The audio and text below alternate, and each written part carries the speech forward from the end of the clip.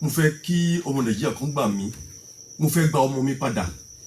lọ́wọ́ pásítọ̀ Ọláyínká Dáúdù tó mo wà lọ́dọ̀ ẹ̀, ibẹ̀ ni ìyàwó ń kú sí. Èmi ló yẹ kó mú ẹjọ́ wá sọ́dọ̀ wọn, kì í ṣe pásítọ̀ Ọláyínká Dáúdù ló yẹ kó mú ẹjọ́ wá sọ́dọ̀ wọn, torí àwọn ló gba ọmọ lọ́wọ́ mi tó ń gba ìyàwó tí ìyàwó yẹn dẹ̀ kú sí ilé ọ̀dọ̀ ẹ̀ tó dẹ̀ tún ṣèǹjì orúkọ àwọn ọmọ mi lórí ẹ̀ kó mú ẹjọ́ wá. Ẹ káalẹ́ sà. Ẹ káalẹ́ sà. Ṣé àlàáfíà ni o? Àlàáfíà ni. Ẹ káalẹ́ ọmọ Nàìjíríà. Ẹ rán wa létí ó kọ yín sà. Sà? Ó kọ yín. Ok, orúkọ mi ni Òní Emmanuel Gbénga o. Òní Emmanuel Gbénga. Ṣé wọ́n ti wá kó àwọn ọmọ yín tẹ́sọ yẹn, wọ́n ti kó fún yín? Wọ́n tí mo tí rí wọn, but nínú ọ̀sẹ̀ tá a lò kọjá yìí mo rí àwọn àmì tó ń yanilẹ́nu tó ń because kí mo ní àmì ìdánilójú pé kí ìyàwó mi tó kú ó ti sọ details nípa mi fún Pastor Ọláyínká Dáúdù, because wọ́n ti wá ń trade mi kiri, wọ́n wá sí ọ́fíìsì mi, wọ́n rán àwọn èèyàn wá sí ọ́fíìsì mi, so to extent tó dé pé àwọn management ọ́fíìsì mi wọ́n ti increase the security of that environment, so and then wọ́n dẹ̀ ti sọ pé kẹ́ni kankan wá jẹ́ kán wọlé because wọ́n páàkì mọ́tò yorùbá tán ticketed sí wájú ọ́fíìsì mi, so gba mo dẹ̀ jáde tí mo kàn fẹ́ sáré lọ sí ibì kan, mo dẹ̀ rí pé mọ́tò yẹn trade mi tán tẹ̀lé mi, suddenly náà kàn páàkì mọ́lẹ̀ níwájú ní ibi bank road tán páàkì síwájú mi, mo ti sọ fọlọ́kadà pé kó jọ mọ́tò tó ń bọ̀ yẹn gbọ́dọ̀ dúró fún, so bí a ṣe ń lọ nìyẹn tí mo wá yà sí. Kí làwọn nǹkan tó tún ṣẹlẹ̀ lẹ́yìn ìgbà yẹn? Kí làwọn nǹkan tó tún ti ṣẹlẹ̀ lẹ́yìn ìgbà yẹn? Wọ́n múwèé wá láti wọ́n pè mí lórí aago láti ọ̀dọ̀ office of the wife of a governor of Ekiti State pé wọ́n fẹ́ rí mi, so bàtí tí wọ́n pè mí lórí aago mo dẹ̀ sọ fún wọn pé kì í ṣe èmi ló yẹ kó mú ẹjọ́ wá sọ́dọ̀ wọn, kì í ṣe Pastor Ọláyínká Dáúdù ló yẹ kó mú ẹjọ́ wá sọ́dọ̀ wọn, torí àwọn ló gba ọmọ lọ́wọ́ mi tó ń gba ìyàwó tí ìyàwó yẹn dẹ̀ kú sí ilé ọ̀dọ̀ ẹ̀ tó dẹ̀ tún ṣèǹjì orúkọ àwọn ọmọ mi lórí ẹ̀ kó mú ẹjọ́ wá, so ó ní kò sọ fún wọn bẹ́ẹ̀, òkè mo ní kó lọ béèrè lọ́wọ́ ẹ̀. Pastor Dáúdù, ìránṣẹ́ Ọlọ́run alààyè wọ́n pè yín, wọ́n sì léèyàn dáadáa ní yín. Ẹ jáde wá, bíṣu ṣe kú bọ́bẹ̀ ṣe bẹ́, ẹ jẹ́ àjọ gbọ́rọ̀ lẹ́nu àbúrò ìyàwó tó bá wa sọ̀rọ̀ lójú òní. Nǹkan mẹ́kó yá àwọn èèyàn ní pé number one fẹ́ kọ́ clarify nǹkan kí everybody lọ tú ọ̀rọ̀ tí mo sọ gbọ́. I never said kò kàwé o, I never said that. Òyìnbó tí mo lò ní pé there is discrepancy, go and check the meaning of discrepancy. I never said I didn't put it pé kò kàwé. Àwọn èèyàn ní ṣé ìwé náà fi ṣe bàbá ọmọ ní kí ló ń sọ lẹ́nu, èmi ò ní ẹgbẹ́ kọ́ mo tiẹ̀ ṣe ń lọ. The thing is Ọlọ́run tó dá everybody wá orí ọkàn every one of us ó dẹ̀ jù wá lọ. Ohun tí ó ṣókùnkùn fáwọn èèyàn kedere báyìí níwájú Ọlọ́run, kedere báyìí níwájú Ọlọ́run. Nǹkan tí mo fẹ́ káwọn èèyàn mọ̀ ní wípé tó bá ní any special interest tí mo ní nínú wípé a fẹ́ kìtì Gbénga Òní ni kọ́nà kó dájọ́ fún mi. If there's anything there bí àwọn aṣọ pé a fẹ́ kìtì ẹ̀ tí màá ṣe wípé fúnra ara ẹ̀ ló gbóúnjẹ alẹ́ tó gbé fọlọ́gbò jẹ ó lẹ́lẹ́dàá o, everybody ló lẹ́lẹ́dàá. Tí màá ṣe pé mo dúró nídúró wípé káyé àwọn ọmọ yẹn kó lè dáa, káwọn ọmọ yẹn kó má di pé obìnrin àwọn méjèèjì kó má di wọ́n wà vulnerable. Tí màá ṣe pé mo dúró lórí yẹn, Gbénga is not responsible as a father and I'm stating it. Gbogbo àwọn tó bá ń gbọ́rọ̀ yìí tán lísìn sí tí wọ́n fẹ́ pé mo ti gbowó ni mo ti ṣe eléyìí lágbára Ọlọ́run, irú èèyàn bí Gbénga Òní Ọlọ́run àfọmọ obìnrin tí wọ́n ti lè ṣàmì ẹ̀ because ọwọ́ tó bá ṣẹ́gun sí òun ló yẹ kó jẹ ọbẹ̀ o. Nǹkan kan tí mo tẹ̀ máa sọ ni pé kó mórúkọ bàbá tó ń pọ́ pariwo ẹ̀ kó mú kúrò lẹ́nu because bàbá yẹn kò sí nǹkan tó gbà ṣiṣẹ́ o. If you just praise us directly and òkú ọ̀run náà inú ẹ̀ máa dùn kó máa ṣàtìlẹ́yìn fún wa lórí ìrìn àjò yìí tó ti yẹ pé a decide pé ó kì í a fẹ́ fìyà jẹ ọ̀hún justly ni. Kẹ́lẹ́dàá náà kò fìyà jẹ mí, ìbọn náà lẹ́lẹ́dàá kò fìyà jẹ mí, ó wọ́n máa gbọ́ báyìí ìbò ṣe and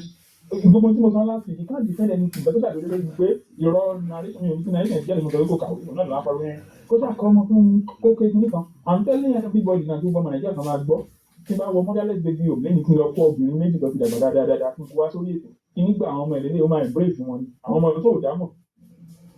is that only father àwọn ọmọ tí ò dámọ̀ fẹ́ pé òun àwọn ọmọ yẹn gan you don't know them you don't do anything gbogbo rìsíìtì tó kó wá yẹn olóòtú ẹgbẹ́ ọlá mi gbà kẹ́ ẹ snap ẹ̀ mi fẹ́ kán doctor ẹ̀ I'm ready to go and provide bank statements olóòtú ẹ̀yìn tó ní bank account ìdólóògbé but there are ways of doing things àmọ́ àwọ̀ bank kò dẹ̀ ní sí ẹni kọlọ́n kọkàn ákí báńkì kan báyìí lè display lórí àkáǹtì yẹn ẹ máa rí èèyàn tó lè yàn tẹ̀lé wa gbogbo ó yá ẹja jọ lọ báńkì yẹn bí a lẹ́nu ìta fẹ́ lọ bá láti doctor yìí kọ́yẹ́ ká pín tẹ̀síta kán compare date tó lóun send owó kán jẹ́ ká fi comparison àwọn ọmọdé pé you don't even know their age you don't know their age you don't know anything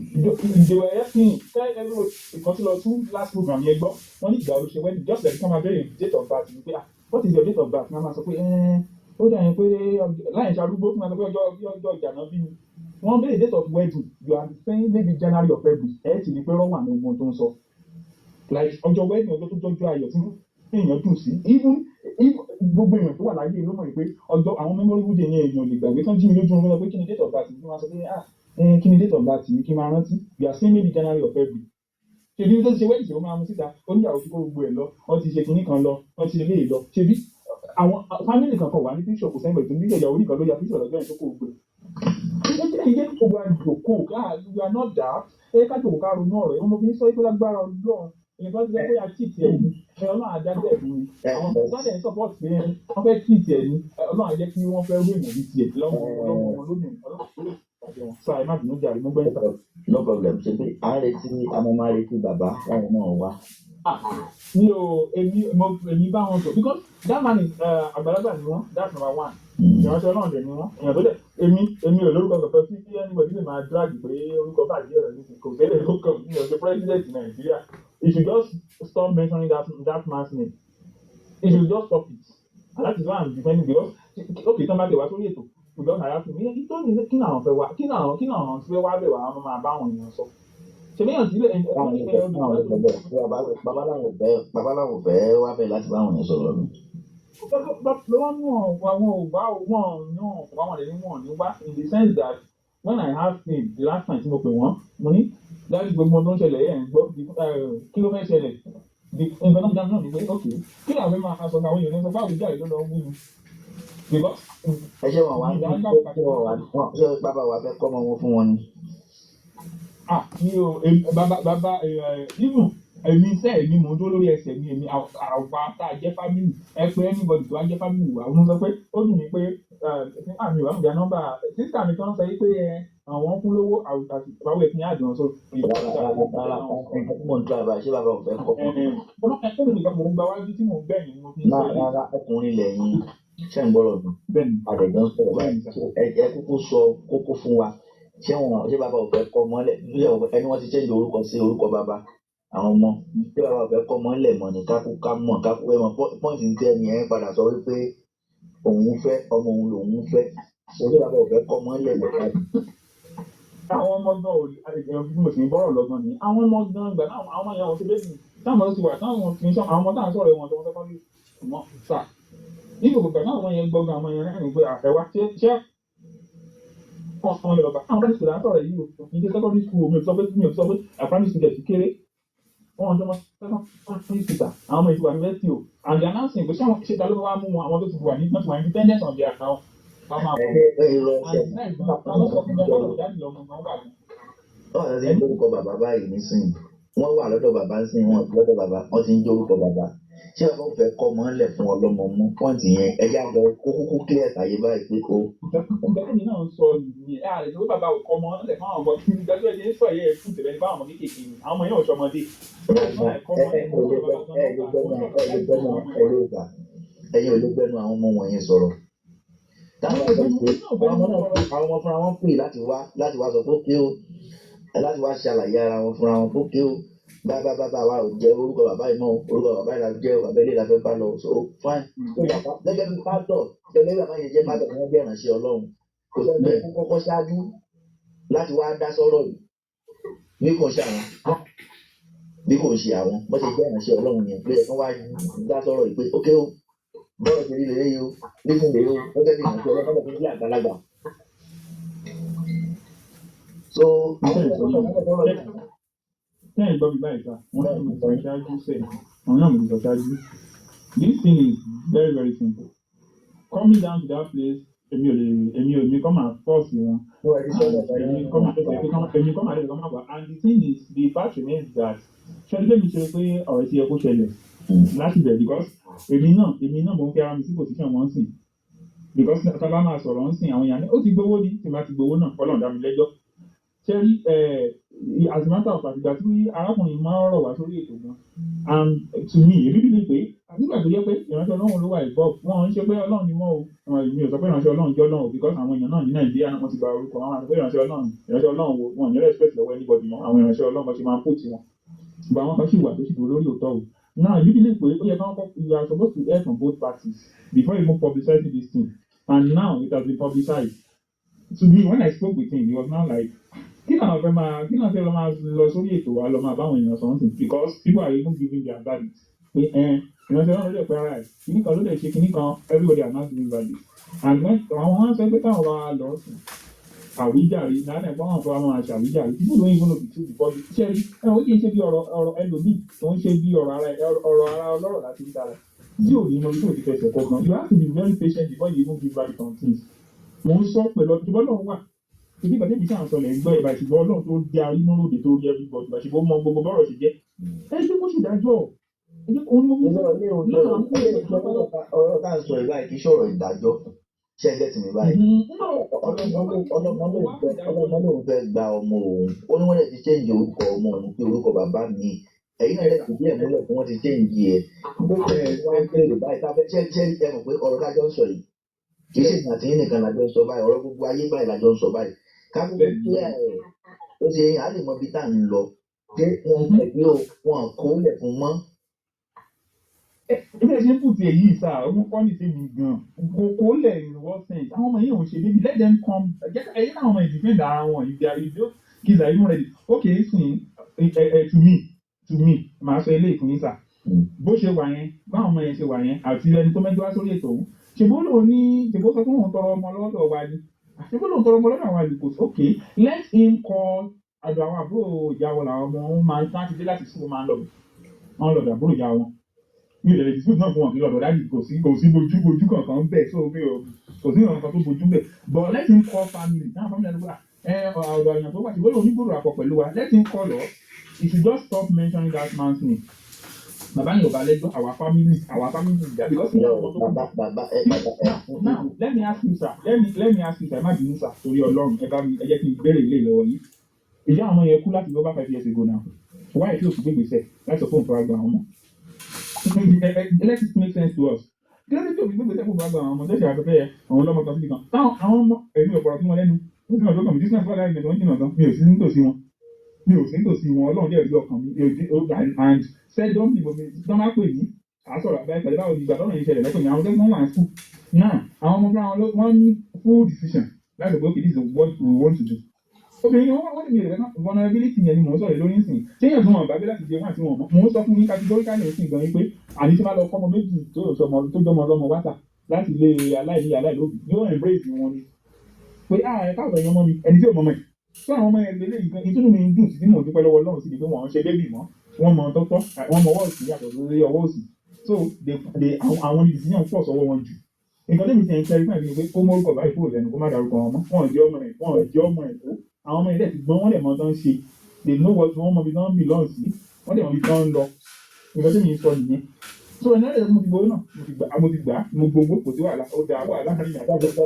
ọmọ lọ́dọ̀ bàbá báyìí sìn éèjì wo làwọn ọmọ yẹn wà fún bí éèjì wo làwọn ọmọ yẹn wà fún. àwọn ọmọ yẹn wà níbi oyè according to the first nínú ọkọ báyìí sọ wọ́n àwọn àti ìyá àwọn àti sísà méjì pass láti 2010-2011 náà ti pass 2010-2011 yẹn so àwọn ọmọ yẹn àti sísà mi ti wà yìí wọ́n ti ń dá wà láti bí 2011 yẹn mo sọ fún wọn pàdé ìwé dájú yẹn náà fẹ́ yìí lẹ́gàlì náà fẹ́ra wọn ní 2013 náà pàdé ara wọn ní 2013 wọ́n lè ṣe marriage ní 2016 so láti bí 2013 tó ti pàdé yẹn àwọn gbé àwọn dá àwa mo wà lọ́dọ̀ sísà mi gbà yẹn àjọ ń gbé ni gbogbo àjọ ń gbé ni so categorically náà ti máa ń kí n wò mí láwùjọ akásọ tó bí i 2013 ló ti máa ń mọ ẹ̀ bọ̀ ọ̀gbà náà ti fi wọ́n ti ń gbé lọ́dọ̀ àwọn 2016 láti wedding now 2016 to date so and gbàdá ti máa ń rìn bàbá yẹn ti take responsibility yẹn àlejò yẹn tó dáhùn fẹ́ wọ́n máa fi responsibility lórí àwọn nǹkan tó bá rí náà láti bí 2013 àwọn náà débi fún wọn níṣẹ́ rárá lọ́wọ́ wọ́n ṣiṣẹ́ àwọn kòsì àwọn dáńgọ̀ gbogbo òdì náà yẹn náà wọ́n ṣiṣẹ́ wọ́n tẹ̀lé orúkọ àwọn ọmọ yẹn lọ́jọ́ ìdorúkọ àwọn ọmọ yẹn kíláàsì wo làwọn yẹn wọ́n gbà yẹn. Ẹ̀gbọ́n ti wà ní secondary school ó ti wà ní secondary school báyìí tó ní wọ́n ti dídí ní ìpè àbúrò fẹ́ ṣe primary six exam ó fẹ́ bọ́ sí secondary school gbà tí àbúrò gan ló ní kéde ẹ̀sà àwọn ọmọ yóò fi lójú wọn lè fa wọn sọ̀rọ̀ gan tí ó bá dẹ̀ fi mo parọ́ ọlọ́run dẹ̀ rí mi tí báyìí mo brain wash wọn for anything ọlọ́run rí mi. ẹnìkan wà. I will have to call them because mi ò mọ bí táwọn mi ò mọ schedule wọn for school mi ò try to because mo sọ fún bẹ́ẹ̀tì náà. mo fààyè gba àwọn náà kọ́ sọ fún àwọn ọ̀rọ̀ bẹ́ẹ̀ lórí afẹ́fẹ́ because torí mi fẹ́ kàn gba ìpè lẹ́nu bàbá wọn ẹ̀ ń bọ̀rọ̀ mọ́. Ọkọ̀ tó pè lọ́kọ̀ tó lè mú wọn. ọmọ òwúrọ̀ dúró lójú bàbá ẹ̀ kó máa sọ fún àwọn nǹkan mẹ́rin so kò ń ṣe nǹkan tó dáa ẹni kò gbúdọ̀ fọ ẹni kò gbúdọ̀ fààyè gba orúkọ mẹ́rin. Ẹyin bàbá tó bá wúlò sí ìta thank God inú mi ti ẹ̀dùn similar issue náà ṣẹlẹ̀ sí mi ò ní dárúkọ báyìí bọ̀ àwọn gbogbo èèyàn máa yàn tí mò ń sọ gbajúgbajà èèyàn tí gbogbo èèyàn mọ̀ tó ṣẹlẹ̀ láìpẹ́ similar case ni èèyàn tó bá ti ṣe ló máa jẹ́ sàkó lọ́fà ẹ jẹ́ káwọn ọmọ ìfọ̀n àwọn design ìgbàlọ́ fẹ́ ṣe wọn ò ṣe bébì mọ́ ìjọba inú mi dùn sí fún wọn ṣe tó là wọn ṣe ọmọ kéékèèké náà pé ó yẹ kó wá sí they can design okay mi ò ibi báyìí wọ́n lè design wọn jẹ́ àtẹ́lẹ́bọ̀dì ìjọba àwọn ọ̀gá lè dá wà wọ́n ti tó dá wà wọn ò ṣe bébì wọ́n ṣe bébì o wọ́n ti wà ní second wọ́n ti wà ní tertiary institution so that I'm happy about that I'm happy about and orúkọ mi ẹgbẹ́ kí n tẹ́lẹ̀ fún sàkín tó round up ṣàìmá bínú wọ́n ti mo fẹ́ káwọn èèyàn ní pé ẹyẹ tí gbogbo wa lọ jókòó káwọn ní sí lẹ́lẹ̀ tí mo ti ń sọ yìí because as a matter of fact ká ní pé àwọn ọmọ yẹn kí ni benefit wo ni èèyàn máa gbà nínú pé èèyàn ń parọ́ táwọn ọmọ yẹn báyìí wọ́n ti ṣiṣẹ́ tán fún wa ní return tán fún wa lówó la fi ń sọ gbogbo eléyìí àbí kí ni point but ẹlẹ́dàá àwọn ọmọ yẹn ẹlẹ́dàá ìyàwó á máa ṣàdúrà fún wa because when they were left alone by this guy this useless person father ìlú àwọn àwa yìí ẹ má sọ̀rọ̀ àdìfàṣà. Onígbà tí ọ̀rọ̀ kò ní jáde ṣùgbọ́n sá sọ̀rọ̀ àwọn ọ̀rọ̀ bẹ́ẹ̀ ń bọ̀ lórí afẹ́fẹ́. ẹ̀yin náà ẹ fàyè gbá díẹ̀ náà nígbà kan wá ní last time you said ìdá ìdí ọ̀tún bá ń sọ yẹn kò business no iye wọ́n fi ẹ̀pọ̀ nínú gbogbo tó sọ. olóyún sọ̀rọ̀ òṣèlú fún yín tó ń sọ̀rọ̀ pé ó ń sọ pé ìjìyà tó kó máa sọ. No, àwọn fi kún wọ́n fi ọ̀rọ̀ fún mi ò rántí wọ́n lè fún ọ̀rọ̀. Tí a bá sọ ọ̀rọ̀ àwọn ọ̀rọ̀ mẹ́rin lórí afẹ́fẹ́ òbókin afẹ́fẹ́ mú sóyún o lè sọ sọ́kùsọ lórí afẹ́fẹ́ kápá ìgbà ó lè jáde bọ̀ àwọn akọ́ṣẹ́ rẹ̀. Out of curiosity ẹ̀ má but the fact remains that òótọ́ ọ̀rọ̀ ní ká má sọ̀rọ̀ sà èmi ò kò sí tí èmi fẹ́ gbà nínú ẹ̀ kò sí àwọn kókó tó dáa sọ báyìí ni pé àwọn ọmọ méjèèjì yẹn orúkọ bàbá Prophet Dáúdù náà máa jẹ́ láéláé. Wọ́n máa má rí ẹ̀kọ́ tí wọ́n máa má rí báyìí Prophet Dáúdù yẹn náà máa jẹ́ kò lè yí padà ẹ̀dẹ̀ ní tọ́mọ tẹ́lẹ̀. ẹ̀yìn wà lẹ́ àwọn fún àwọn náà ló sọ bàbá ọmọ ọ̀dọ̀ ní látẹ̀sí sáwọn ọmọ yẹn mọ́. ó wà lọ́wọ́ àwọn ọmọ sà ó wà lọ́wọ́ wọn. ọwọ́ Prophet Dáúdù ló wà rárá sà ọwọ́ wọn ló wà ọwọ́ because àwọn oṣẹ́ yìí tí nǹkan ti ń jórúkọ wọn àwọn ni wọ́n wà gẹ́gẹ́ bí bàbá náà so ọwọ́ wọn ló wà pé mo fẹ́ kọ́ ọmọ fọ́lọ́.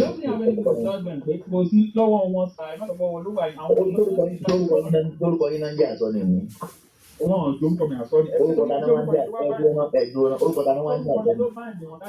Sórúkọ yẹn ló báyìí wọn láti sọ pé dájú sórúkọ yẹn ló máa fún wọn láṣẹ yìí. Àwọn náà ṣe lébì mọ́. Yes now bàbá nínú orúkọ tí yẹn náà máa jẹ́ orúkọ wọn. ọwọ́ wọn ló wà ọwọ́ bàbá ló wà láti kọ́mọ fọ́lọ́mọ àbí wọn ní kọ́mọ fọ́lọ́mọ ọwọ́ wọn ló wà. kọ́mọ fọ́lọ́mọ tẹ́ ìsọ yìí ó dẹ̀ parí lẹ́rìn àwọn ọmọ yóò ṣe bébí tẹ́. nínú ọ̀rọ̀ ní ọdún fìdí ẹ̀ múlẹ̀ pé Mr. Oni ni bàbá wọn. ẹ ti sọ bàbá nínú ọ̀rọ̀ yẹn nìyẹn pé Mr. Oni ni bàbá wọn. orúkọ ìgbà náà wọ́n ń jẹ́ so bàbá mi ló wá àwọn onílẹ̀ kó wá bí ń sìn báyìí wọ́n wá síbí so ẹ̀dẹ̀ ní. olóògbé ẹgbẹ́ ti béèrè kan lọ́kàn yìí ẹ má bínú sà àwọn ọmọ tí èèyàn máa ń lọ bí àwọn ọmọ tí èèyàn máa ń lọ gbà nílé aláìlókun ṣé wọ́n rí eléyìí pé téèyàn máa lọ gbà ẹ bá lè decide láti change orúkọ ọmọ yẹn sórúkọ sí ẹ sà. ó wà dáadáa ààyè ni àjà. ó wà Now àwọn ọmọ yìí eléyìí ló bí báyìí. ìgbà tó pay responsibility as a father tí wọ́n rí gẹ́gẹ́ bí bàbá tí ò yọjú tí ò ṣe anything tọ́lọ̀ bẹ́ẹ̀ rí gbogbo tí mò ń sọ yìí pé mi ò fi rọ́ ìyọkàn báyìí kù tí ò dẹ̀ sí anybody tó influence anything láti ọ̀gbọ́n àwọn brainwash mi ò ń ṣe bébí o mi ò ń ṣe bébí bí mo ṣe wà yìí láti ọgbẹ́ 26 years mi pẹ̀lú ògùn adúpẹ́ fórí ọ̀fẹ́ tọ́lọ̀ fún wa mo ti fi 30 years of age lọ gbégbé mọ tí mò ń sọ lẹ́nu o. mi bẹ́ẹ̀ ló tọ́lá ló pé responsibility now ṣe gbọ́ tó ó ti wá dé pé òun ni bàbá àwọn ọmọ òun ó dẹ̀ fẹ́ òun ní afẹ́fẹ́ gbọ́ngbọ̀n òun. ṣe mọ̀ wípé ibi tọ́lá yà fi dùn ọjọ́ wípé ìyá àwọn ọmọ yìí wà á dùn sọ dáadáa nígbà tí ìyá àwọn ọmọ tó jẹ́ ìyá àwọn ọmọ yẹn gọ́gọ́gọ́ fúnra wọn táwọn tí ìyá àwọn wà láyé tí ìyá wọn wà láyé táwọn ọmọdé fúnra wọn decide láti change orúkọ ṣé kí ni pé mo sọ fún yín ní the first one mi ìgbàgbé tí mo sọ àwọn ọmọ náà fẹ́ change orúkọ náà lè change ẹ̀ o ìgbà tí ìyá ọ̀rẹ́ ti aláìsí dé lẹ́yìn ìjà àwọn màá ní decision yẹn ní ọmọ yìí o ń sìn dandandandan bàbá tí ẹ ò ṣojúṣe lórí yìí o ẹ lọ bá wọn. ọlọ́run bẹ̀rẹ̀ ìjọba lọ́wọ́ yín gẹ́gẹ́ bí bàbá yìí jẹ́ pẹ̀pẹ̀ báyìí tí wọ́n bá kóru mátà yìí lọ bá wọn ní ṣọ́ọ̀ṣì ọ̀dọ̀ wọn báwo lè ṣe rò pé wọ́n á dá. ní orí ṣe pọ̀fẹ́ dáhùn àwọn lónìí láti decide ẹjọ́ yìí. èdè tó jẹ́ kán dá ọmọ nàìjíríà lóhùn lórí ọ̀rọ̀ tó wà lẹ́yìn. ẹ̀ẹ́dẹ̀mọ̀ ẹ̀mí náà ẹ ti wá béèrè ìbéèrè lọ́wọ́ yìí sà ẹ fi béèrè ìbéèrè lọ́wọ́ yìí. nígbà táwọn ọmọ tó gbé obìnrin méjì sà èèyàn tí wọn bá gbé for more than 10 years let me put it that way kí n gé kú bẹ́ẹ̀ more than 10 years kí n gé kú bẹ́ẹ̀ it's more than that. now tí wọn bá gbé tó wá di pé wá sọ pé àwọn sì yín o mo dé lọ́sọ̀kọ̀ òru kan o mo fẹ́ wá máa ṣe mo lè ní bàbá yín o mo fẹ́ padà wá máa ṣojúṣe o mo nígbà tí mo ti ṣáko lọ mo wá padà dé o láwọn ọmọ tí wọn bá gbé tí wọn mọ kankan tí wọn mọ ẹni sì ń pa tí wọn mọ gbígbẹ bàbá wọn in fact bí wọn tẹ̀ ti pàdé nígboro lórí dáadáa gan láti ẹ̀gbẹ́ ara wọn sorry sir má bínú o tí wọn mọ ara wọn báwo lè yí ṣe rò bó ṣe rí sà. tó ń bá wá rí bẹ́ẹ̀ báyìí sìn wọn ò lè wá fẹ́ yà lọ́tún jogún àwọn ọmọ kò possible. ẹ mọ tó ṣẹlẹ̀ nǹkan tí mo fẹ́ ká fi parí ọ̀rọ̀ yìí mo fi Ọlọ́run bẹ̀ yín ẹ yẹ ká mọ orúkọ bàbá yìí kúrò lẹ́nu. orúkọ ẹni kọ́ ni mò ń dárúkọ wọn ẹni tó lọ ẹni tó kọ̀ látàrí ọmọ ẹni tó lọ gbà yìí gbà wọn. ìjọ ìbẹ̀rẹ̀ ni pé to me mi ò ní parọ́ fún yín èmi ò ní parọ́ nǹkan tí ìbálẹ̀ lè sọ ní ojú èèyàn mi ní sọ lẹ́yìn ẹ̀sà mo ń rí bẹ́ni pé ó ní special interest kan fẹ́ nínú kéèsì tí a fi ní parọ́ fún yín in the sense that because to me bí bẹ́ẹ̀ ti àwọn ọmọ yìí sí bí ẹ pẹ́ kan wà vulnerable sí nǹkan tí ò dá ní mo ṣe rí o. no onígbúdọ̀ tó pàtì náà. èmi náà sọ pàtì báyìí sá. èmi kí n bá ṣe èmi àti yín kọ́ la lọ̀rọ̀ ṣẹ́gẹ́tì mi sìn. bẹ́ẹ̀ ni sá. èmi àti yín kọ́ la lọ̀rọ̀ èmi àti mi ìmọ̀ yín rí mi ìmọ̀ òní rí bọ̀ gẹ́gẹ́ bí ọ̀rọ̀ mi ń béèrè lọ́wọ́ yín náà ẹ lè fi sọ fún mi bẹ́ẹ̀ kẹ́ sọ fún mi bọ̀ yín lẹ béèrè lọ́wọ́ yín wá béèrè lọ́wọ́ yín. ìbéèrè tẹ béèrè lọ́wọ́ mi kéjì mo fẹ́ fi fún ilé ìta ṣé rí àwọn ọmọ yẹn ohun tí mo lè dùn sí ní last program wọn kò mọ ìdí wọn gan inú mi wá ń dùn sí nǹkan kan wípé ìyẹn kọ́ ni excuse or anything o àwọn ọmọ yẹn káwọn yẹn fún àwọn decide and I'm saying this again Ọlọ́run tó dá ayé àtọ̀run ó gbọ́n tí mò ń sọ yìí ó máa ṣẹlẹ̀ nínú ọ̀rọ̀ tí mò ń sọ nobody is going to brainwash them they can decide whatever àwọn fún àwọn ní ọ̀dọ̀ wọn ní kú àwọn ọ̀dọ̀ wà tán yóò sùn so they can decide nǹkan báyìí o because as a matter of fact nísìnyí báyìí táwọn ìwà decide nǹkan tó máa fẹ́ bí ayé ló tẹ́ lọ́rùn bí abí ló tẹ́ lọ́rùn wọ́n ní wọ́n ti brainwash wọ́n ti lẹ̀. ṣẹ́rí ọ̀rọ̀ tí mò ń sọ. so they can decide wọ́n ti adult ni wọ́n sà. mo ti gbọ́ yín bọ̀ ẹ bá wa sọ fún bàbá Prophet Daudu pé ọmọ Nàìjíríà ń retí wọn ṣùgbọ́n ẹ bá wa jíṣẹ́ fún wọn ẹ ṣe kí lórúkọ yín lọ́kàn nígbà. sọmi lórúkọ mi ẹ ṣe gan. mo fẹ́ kí ọmọ Nàìjíríà kan gbà mí mo fẹ́ gba ọmọ mi padà lọ́wọ́ ta ni lọ́wọ́ pásítọ̀ Ọláyínká Dáúdù tó ọmọ wà lọ́dọ̀ ẹ̀ ibẹ̀ níyàwó ń kú sí. kí ló wá dé tó jẹ́ pé ìwòye gan lẹ́sẹ̀ wá ń kílèmù ọmọ àti sọ́rí o àwọn àtúní àtúnbéèrè lọ́wọ́ yín pé nísìnyí lẹ wá ń béèrè àwọn ọmọ. ẹ ṣe gan sà láti ìbẹ̀rẹ̀ ni mo ti ń gbìyànjú tó ti ń kó ọmọ yẹn sá fún mi mo ní mo lọ sí ilé wọn pàtí mo lọ sí ilé wọn ní àdéhùn ní car wash mo béèrè ọmọ ó ní ó lọ sí lẹ́sìn mo ní fẹ́ kí n dúró ó ní ọmọ akẹ́kọ̀ọ́ tó dé mo kójú ibi tí lẹ́sìn wà ó ṣàlùwọ́ sẹ́yìn bẹ́ẹ̀ mo ní igbó mi débi tí lọ́wọ́ ta ni. lọ́wọ́ ìyàwó mi ọ̀hún. nígbà tí ìyàwó yín ti wá kú ńkọ́. ìgbà tó lẹ̀ ti kú àwọn tó lè jẹ́rìí sí ó kàn ní mo lè máa dákọ́ lórí ibi àwọn náà máa kọ́mẹ̀tì báyìí tó pé a ti gbéra ilọ́ọ̀sì méjì la gbé ta pé ọmọ tó sọ̀rọ̀ yìí ta pé ọmọ tó sọ̀rọ̀ pé à ń bọ̀ o àfẹ́ wa yọjú sọmọ o pé mo fẹ́ wá kó àwọn ọmọ mi ìpè ló ń ṣẹ́ lọ́jọ́ yẹn níwájú Ọlọ́run àti èèyàn tó ìgbọ́dọ̀ jẹ́rìí yọ àwọn èèyàn tó mọ̀ nípa ọ̀rọ̀ yẹn báyìí sí wọ́n wò mí lọ́wọ́lọ́wọ́ so ló ti bẹ̀ sí ń ṣépè mo tún pè ẹ̀gbọ́n ẹ̀ ìyẹn Táíwò ọkọ ẹ̀ ló sọ fún mi pé ó ní Bùrọ̀dá Gbénga ó ní mo bẹ̀ yín torí Ọlọ́run ó ní ẹ lọ gbé ìgbésẹ̀ kẹ lọ gba àwọn ọmọ yín padà ó ní nǹkan tí àwọn ọmọ yẹn tó máa ó ní nǹkan tí wọ́n ṣe níbẹ̀ yẹn ó ní ó kọjá òye òun lọ o ó pè mí ìyẹn ọkọ ẹ̀gbọ́n ẹ̀ ló pè mí ìyẹn látàkùrẹ́ pé kí n lọ kó àwọn ọmọ yẹn so mo dẹ̀ gbé ìgbésẹ̀ láti kó wọn mo dẹ̀ pè òun fúnra rẹ̀ tí òun náà kò lè jẹ́rìí lọ nípa ìgbésẹ̀ tí mo gbé yẹn tí mo pè é àwọn bíi 6 la wà ní mọ́tò yẹn ta fẹ́ lọ kó àwọn yẹn. kúkúrú báyìí wọn náà ti change orúkọ ọmọ yín wọn sì àbúrò ìyàwó yín sọ ń sìn pé obìnrin làwọn ọmọ yín náà pé wọn kúkú change orúkọ wọn náà tẹ́lẹ̀ náà ni pé wọn ti change orúkọ ọmọ yín fún bàbá pé bàbá ti change orúkọ ọmọ yín. ṣé kúkú fi wọn lẹ̀ torí wọn ní wọn ò change orúkọ ọmọ náà ni. ẹ sà ọmọ mi ní kókó fún mi sà ọmọ mi ni mo fẹ́ wá gbà. wọ́n ní bẹ́ẹ̀ bá dúró báyìí wọ́n lè dá wọn mọ̀ wọ́n. ní 2015 àwọn ọmọ yẹn that first born was 9 years old. ọ̀rẹ́ ìyàwó mi yẹn ó bí ọmọ sí teach hospital wọ́n jọ ṣiṣẹ́ níṣẹ̀ tẹ́lẹ̀ òun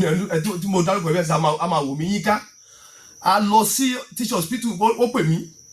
because kò fẹ́ kẹ́niyẹn mọ̀ pé òun rin ìrìn tí ò mọ̀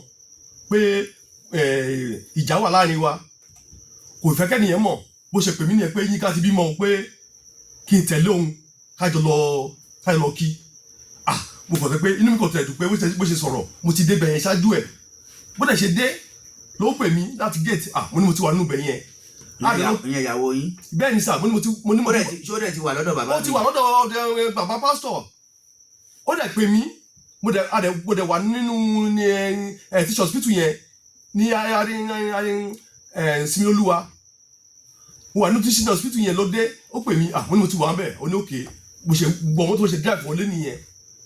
so dẹ̀ wọ́n drive wọlé la lọ sí ọ̀dọ̀ lady yẹn lọ́mọ ẹ̀ jáde bí ọmọ ẹ̀ ṣe fọ mọ́ mi nìyẹn ọmọ tó sọ tó bẹ́ẹ̀ pọ̀ mọ́ mi yìí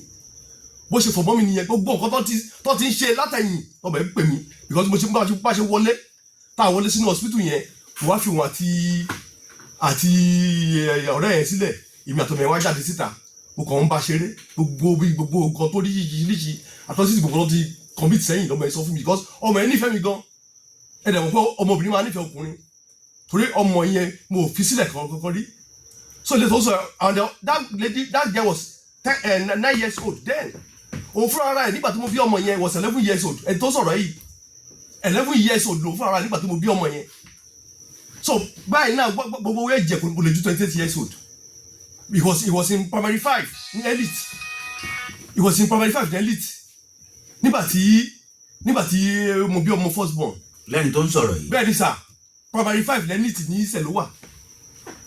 so ibi tó ti gbọ́ gbogbo story tó ń sọ yìí kò yé mi tó ti gbọ́ oríṣiríṣi iṣẹ́ ìpọ̀ nǹkan tó ṣẹlẹ̀ pé bó ṣe ń ṣe nìyẹn ìgbà tí ẹ̀gbọ́n ẹ̀ ṣì wà lọ́dọ̀ Abéṣùpilẹ̀ tẹ́gbẹ́ ẹ̀gbọ́n ẹ̀ lọ́dọ̀ Abéṣùpilẹ̀ níṣẹ̀ odidi 4 years ló fi gbé pẹ̀lú máa yẹn gbogbo àwọn tó bá jẹ́ ọmọ ìjọ Abéṣùpilẹ̀ báyìí wọ́n máa gbọ́ lálẹ́ yìí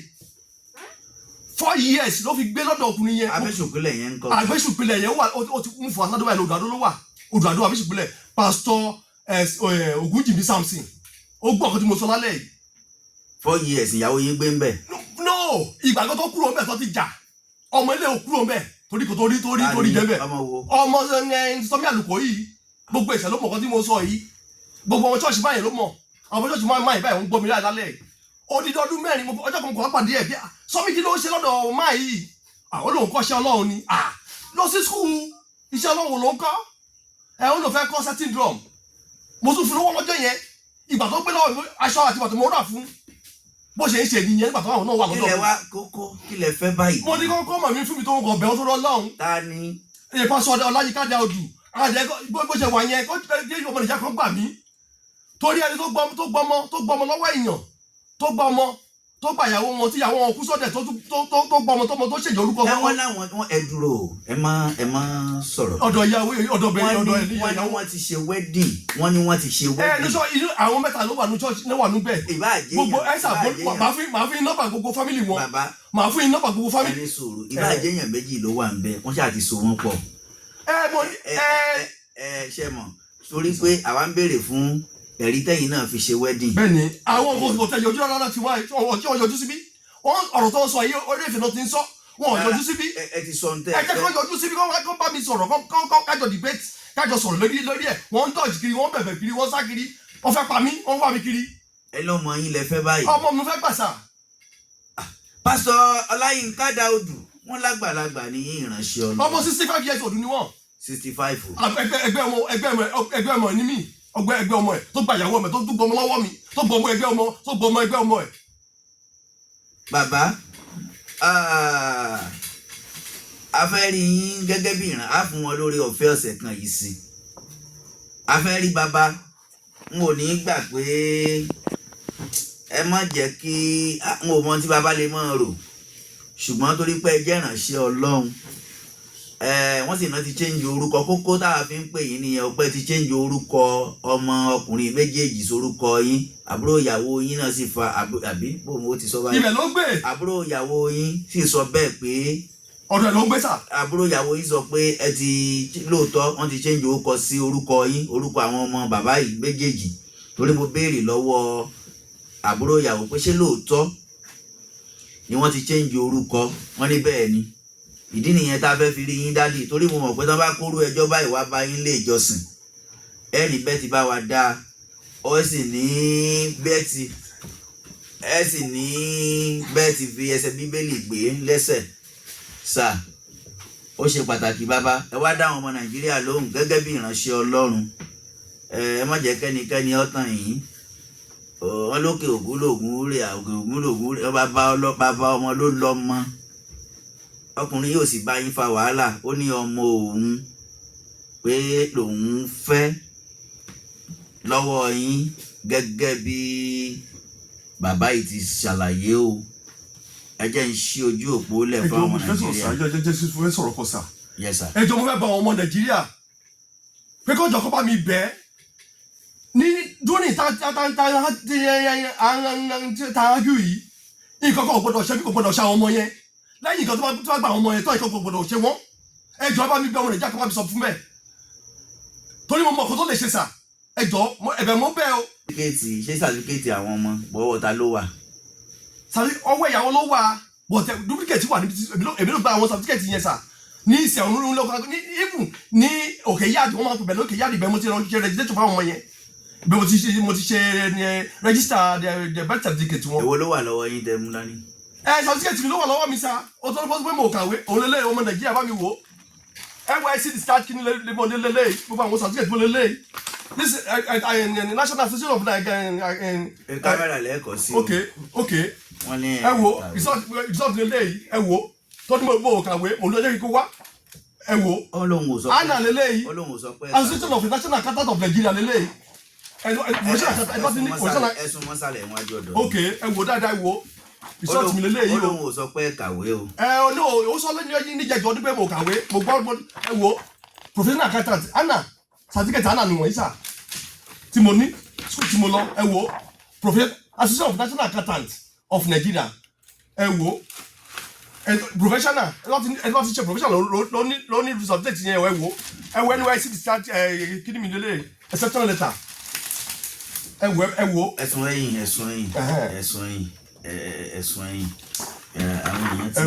àwọn èèyàn ń wo gbogbo ẹ̀ ẹ wo lè. ẹ̀sùn ẹ̀yìn ẹ mà kó pọ̀ tó pọ̀ ó túmọ̀ sí pé wọ́n jẹ́ wá kọ́ ọmọ yẹn fún yín gan pé ìyá máa jẹ wọ́n wẹ́sọ̀ sí tẹ́ fẹ́ fi tọ́jú wọn. ní lẹ́bù tí ní senior officer ní Nàìjíríà yìí. wọ́n ní ìyá máa jẹ wọ́n. ìyá òun fún ara tó ń ṣe pásítọ̀ tó níṣẹ́ tó ń ṣe. iṣẹ́ ni iṣẹ́ pásítọ̀ náà. ẹ jẹ́ kí n fi ṣọ́ọ̀ṣì ẹ̀wọ̀n yín lórí gíní. no ẹ jẹ́ kí ṣọ́ọ̀ṣì ẹ̀ ní ṣọ́ọ̀ṣì tí gbó ti gbà. yóò lọ fi ń tọ́ wọn. ẹ ṣáà ọmọ kan ní máa sọ̀rọ̀ lórí afẹ́fẹ́ ni tí máa sọ̀rọ̀ lórí afẹ́fẹ́ gbogbo nǹkan tí ọmọ yẹn ní ló ti tà tán gbogbo nǹkan ló ti tà tán gbogbo property ló ti tà tán. ẹ já sí ojú òpó lẹ̀ it's okay wọn ò fẹ́ sọ. ó ti ta mọ́tò ó ti ta gbogbo nǹkan tó ní ó ti talẹ̀ ó ti talẹ̀. it's okay báyìí mo mọ̀ pé nù. ṣé olófin ṣé òfin àyè ló lè dára ẹ̀ bọ́ ọmọ yẹn ló pọ̀ nígbà tó wà láyé sà everybody mọ̀ sà. díẹ̀ ẹ má wọlé ẹ já sí ojú òpó lẹ̀ báyìí. nọ́mbà ẹ̀yin tẹ́ ẹ bá sí lórílẹ̀‐èdè Nàìjíríà sàtífíkẹ́tì bíi mélòó lẹ kó lọ́wọ́ ìbáyìí ANA NYSC exception letter oríṣiríṣi bẹ́ẹ̀ lọ àti ti àwọn ó ti yé wa mo mọ̀ pé inú ń bí yín ṣùgbọ́n Ọlọ́run ó tàn mọ́lẹ̀ sí i àwọn èèyàn kan ti ń dúró dè yín mo ti láwọn lọ́ọ̀yà tó ti pè mí lálẹ́ pé àwọn ṣetán pa ọ̀rọ̀ yín ṣùgbọ́n kò tí wọ́n ṣe ń bẹ àwọn agbẹjọ́rò yẹn pé kí wọ́n sin mẹ̀dọ̀nà pé kí wọ́n sì jọ ọ́ kan jẹ́ ká mo mọ̀ pé bàbá Dáúdù wọn ó wà bí wọ́n sì wà bí wọ́n ṣe kọ́ ọmọ fún yín padà nọ́mbà tẹ́ fi lè bá a dá ṣètò lálẹ́ yìí